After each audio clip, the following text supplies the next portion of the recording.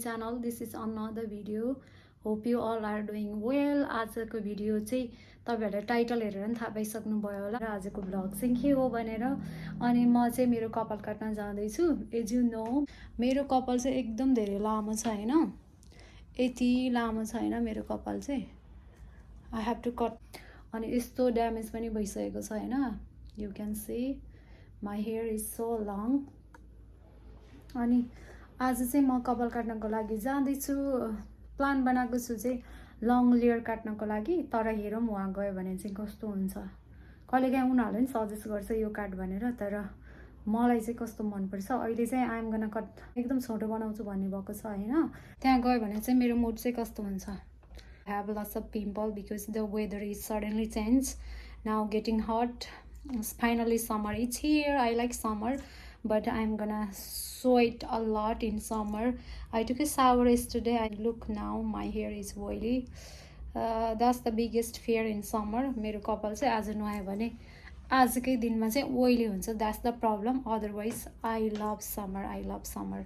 अनि म चाहिँ अब मेरो हेयर कटको लागि जाँदै छु. Let's drink water. It's very hot out there.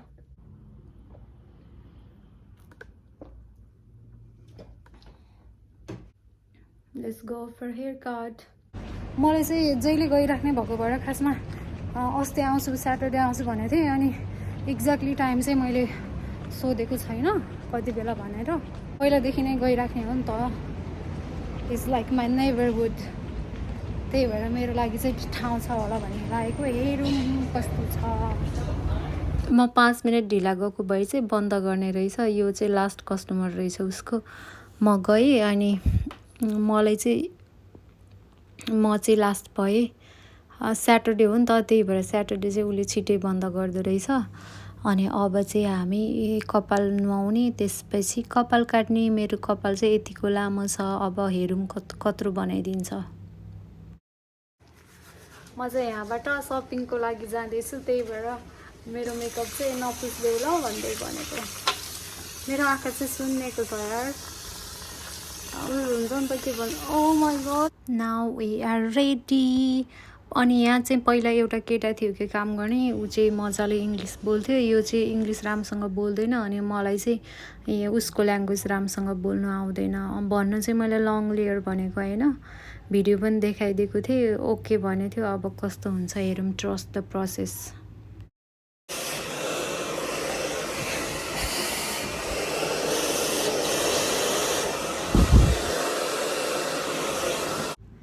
कपाल काटेर पनि सकियो। I like it. तर मैले भनेको जस्तै सेम चाहिँ भएको छैन, तर राम्रो नै लाग्यो मलाई चाहिँ। अनि कपाल काट्यो भने चाहिँ हेल्दी देखिन्छ नि त नि। अनि मेरो कपाल नै हेल्दी देखेको छ। यति लामो चाहिँ मेरो काटिदिएको थियो। Thanks to the lady. म चाहिँ ढिला गएँ नि, उसको बन्द गर्ने टाइम रहेछ, त्यही पनि मेरो कपाल चाहिँ काटिदियो। I am happy. अनि मलाई चाहिँ मन पर्यो। तपाईँहरूलाई कस्तो लाग्यो कमेन्ट गर्नु होला। मेरो कपालको फाइनल लुक चाहिँ यस्तो देखियो। अनि मैले कपाल पनि कलर गर्छु भनेको थिएँ। उसले चाहिँ सजेस्ट गर्यो कि कलर नगर, अहिले ठिकै छ, बरु 3-4 महिना वेट गर्न, यो कलर चाहिँ ठिक छ अहिले भन्यो। त्यही भएर मैले चाहिँ कलर नगर्न डिसाइड गरेँ फर नाउ। म चाहिँ अब स्टारबक्स जान्छु माछा लट्टेको लागि। I really one have matcha latte. Then I have to go to book store. मैले चाहिँ एउटा बुक किन्न पर्ने छ। I will take you guys along with me all day. We will be together. Keep watching.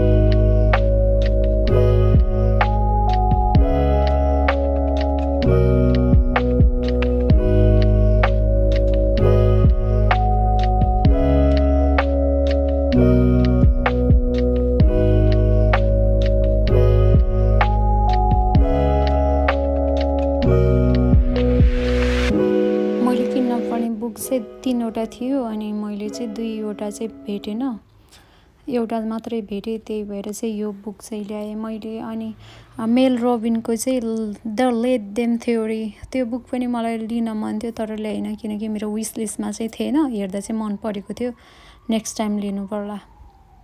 अब चाहिँ म I have to go Sephora पछि चाहिँ I have to go to Hondos. मैले चाहिँ के किन्न पर्ने छ कि स्किन केयरको सामानहरू, अनि सिफोरा पछि चाहिँ I will take you where I will go. अनि यहाँ चाहिँ स्याटरडे हो नि त, अनि मान्छेहरू चाहिँ एकदम धेरै हुन्छ कि, त्यही भएर मैले राम्रोसँग भिडियो बनाउने चान्स चाहिँ पाउँदैन। अनि मैले चाहिँ यो ब्युटी अफ जेसनको चाहिँ मैले पहिलादेखि नै खोजिरहेको हुन्थेँ कि अनलाइनमा मात्रै थियो, अनलाइन अर्डर गर्छु भन्दा गरेको थिएन, बल्ल पाएँ। अब चाहिँ सिफोराबाट निस्किएर अब होन्डोजमा जानुपर्ने छ। होन्डोजमा पनि मेरो काम छ। Then I will take you guys where I will go.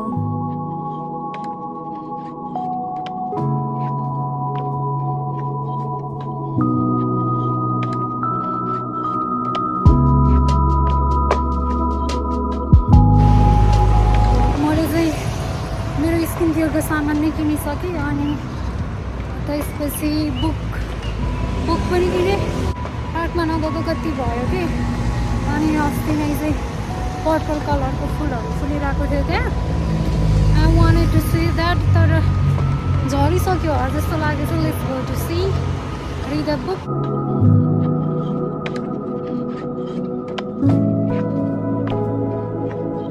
अस्तिदेखि म कामबाट आउने जाने गर्दा देखिरहेको हुन्थ्यो कि, अनि झरिसकेछ अहिले त। यस्तो राम्रो छ, मेरो फेभरेट कलर पनि हो कि यो चाहिँ। Still I can see, wow I like it, still I made it.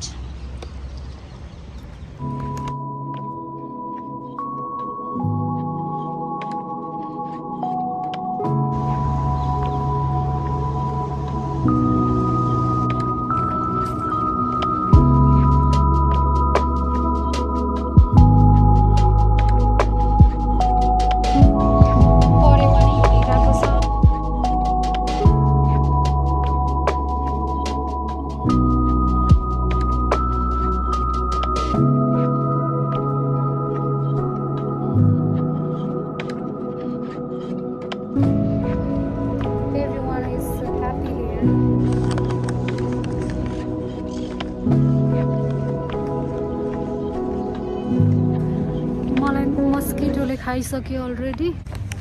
अब पार्कभित्र झन् कति खाने हो। भित्र जान चाहिँ अलि डर लाग्यो, यता चाहिँ अलि अक्वर्ड लाग्यो कि, यता रुखहरू अलि ठुलो छ नि त। I think every one likes nature. मलाई झन् स्पेसल्ली मलाई चाहिँ कति धेरै यो नेचर अनि यो ग्रिनरी चाहिँ एकदम मनपर्छ कि।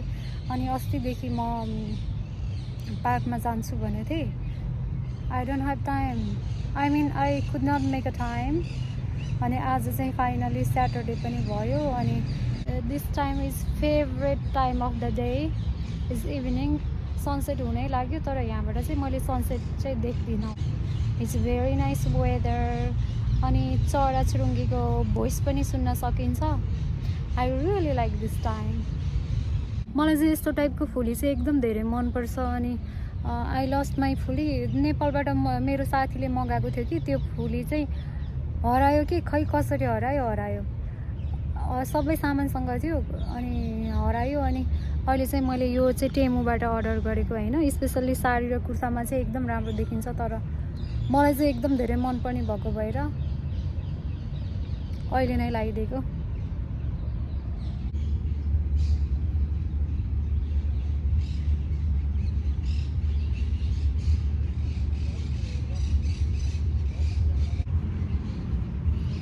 मैले चाहिँ हाउ टु म्यानिफेस्ट भन्ने बुक त्यो पढेको थिएँ होइन। त्यो चाहिँ 2 हप्ता अगाडि किनेको थिएँ। इट वाज नट बिग, त्यही भएर मैले चाहिँ त्यो पढेर पनि सकिसकेँ। It was very nice. अनि त्यो बुक चाहिँ कसरी म्यानिफेस्ट गर्ने, अनि फुल मुनको बारेमा, अनि नेगेटिभ र पोजिटिभ एनर्जी त्यो बारेमा थियो होइन। I really like that. अनि त्यो बुक पढिसकेपछि चाहिँ त्यो जस्तै टाइपको चाहिँ अर्को बुक चाहिँ मलाई पढ्नु मन लागेको थियो अनि मेरो विस लिस्टमा चाहिँ यो बुक पनि थियो कि यो चाहिँ मैले अहिले केही पनि भन्न सक्दिनँ यसको बारेमा चाहिँ कस्तो छ पहिला पढेर सक्छु त्यसपछि चाहिँ मैले एक्सप्लेनेसन दिनेछु म चाहिँ बुक लभर हो होइन मैले एभ्रिडे नै बुकहरू पढिरहेको हुन्छु one of the wish list also this one त्यही भएर यो मैले स्टार्ट गरेको अब चाहिँ घर जानुपर्छ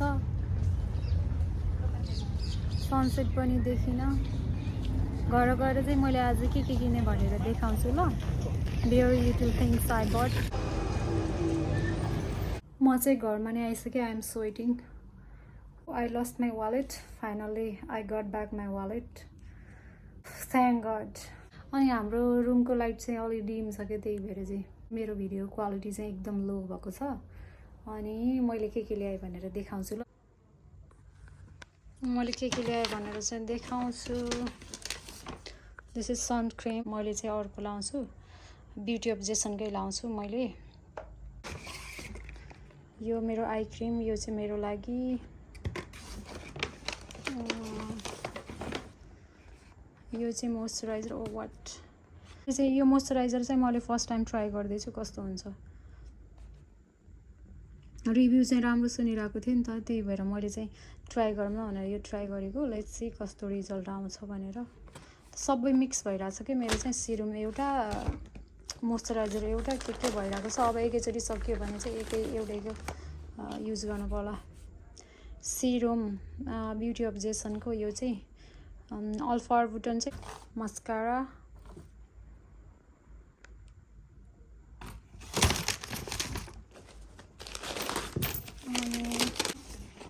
this is book only this त्यसपछि चाहिँ वालेट हरायो नि त अनि वालेट हराइसकेपछि चाहिँ मलाई टेन्सन भयो अनि म चाहिँ कता कता भौतारेँ त्यसपछि यति मात्रै हो आजको मैले गरेको सपिङ चाहिँ मेरो सुसी आइसकेको छ हाम्रो रेस्टुरेन्टबाट आजको भिडियो चाहिँ यहीँ एन्ड गर्छु thank you for watching I will see you in next video इन्स्टाग्राममा मेसेज आइरहेको थियो त्यो फ्रेन्डसिपको बारेमा भिडियो बनाउनु भनेर of course I will make it but not now thank you bye take care अनि सरी फर दिस क्वालिटी